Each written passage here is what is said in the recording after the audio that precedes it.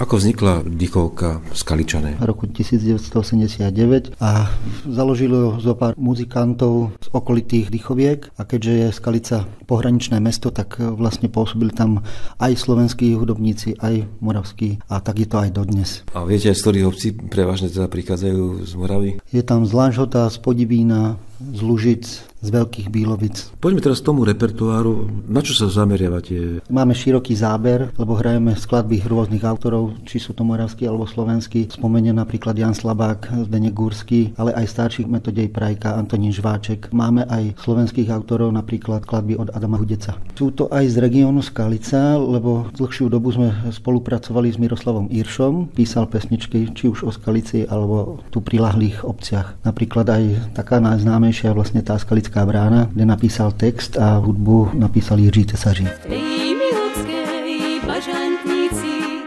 kúkačky kúkajú, tých milotských švarných chlapců na vojnu chytajú.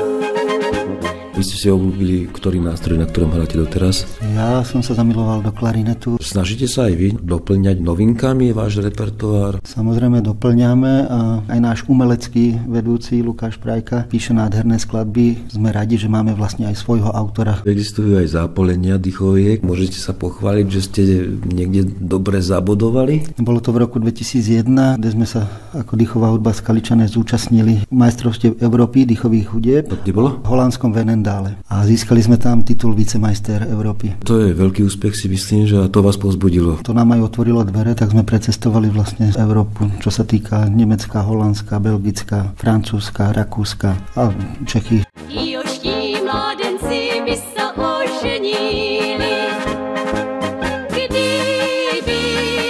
jim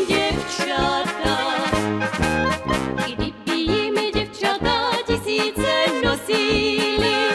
Viete, že kde budete účinkovať v roku 2015? Niečo sa rysuje do Nemecka na nejakých 4-5 dní. To by malo byť v mesiaci jún a ešte niečo aj v máji, ale nebudeme predbiehať. Mohli by ste sa venovať všelijakým iným záľubám. Prečo sa venujete práve dýchovke? Mňa to veľmi naplňa a je to pre mňa taký relax. Keď po tom týždni učenia ideme na vystúpenie, tak sa veľmi teším. Sme dobrá partia, veľmi dobre si rozumíme a teším sa jednoducho, mám radosť z tej hudby a z toho kolektívu, ako nám to hrá.